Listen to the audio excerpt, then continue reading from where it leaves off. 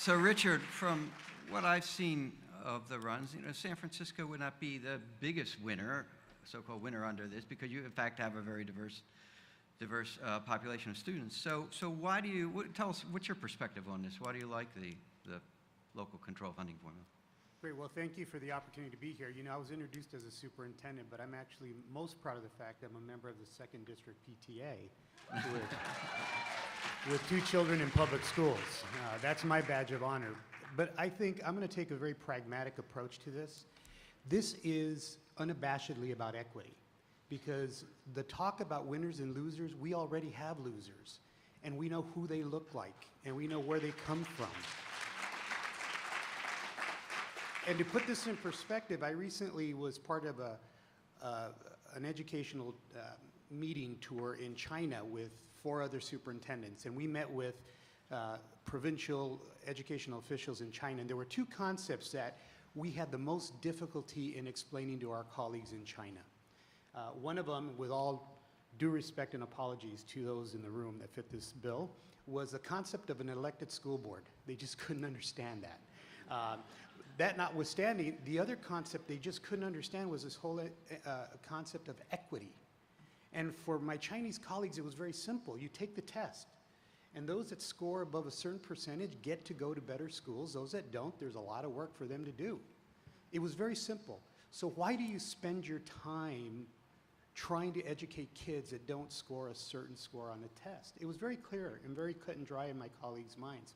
We spent a lot of time trying to talk about that's just not the way we work in America. Because in America, we have something called the American dream. And you define what the American dream is.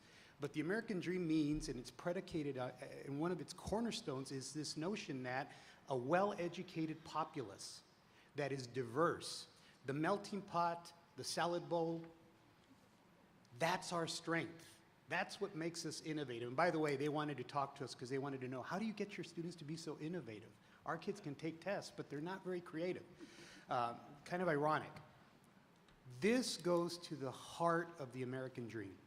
Because if we believe that a well-educated populace is an educated populace, and by the way, I'm speaking as an English language learner who spoke no English when I entered kindergarten, then why wouldn't we be talking about equity as a funding formula for our schools? If not, let's put the kids that can't pass the test, and by the way, I don't believe just in passing the test, but let's put the kids that aren't being successful in a room and just say, we're not going to waste our time with you. Because the funding formula that we currently have is already creating winners and losers. And the losers have been historically underserved.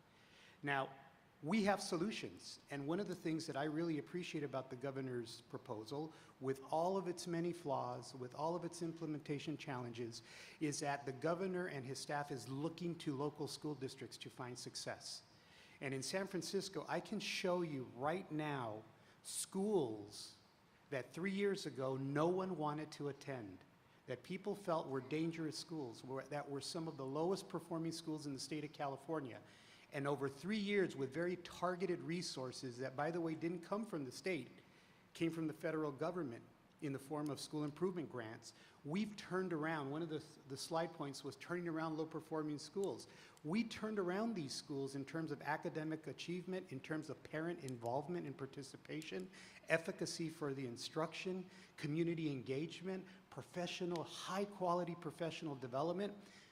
Some of these schools, and Secretary Duncan was just visiting one of these schools now have waiting lists where parents and communities want to come to the school because it's diverse, it has a high level of academic achievement, and it would not have been possible without the additional funding to provide the professional development, to provide the support to parents and communities, to provide the support that we needed, not from bashing teachers, but saying we're going to support the learning and the professional learning that happens in those schools. 3 years later, they're showing 6 times the rate of growth of San Francisco Unified as a whole. I think that's a pretty convincing story. Nobody's running away from accountability, but the key point that I'm making here is that this funding formula, while it may not be perfect, you can understand it. I can, in Spanish, describe this formula to my Spanish-speaking parents. And even though I'm an English language learner, I'm telling you, I can't describe the current formula in English. to anyone. So I think it's a step in the right direction. I think that the time is now. I completely agree with Mike. The time is now. How long do our kids have to wait? Okay, thank you.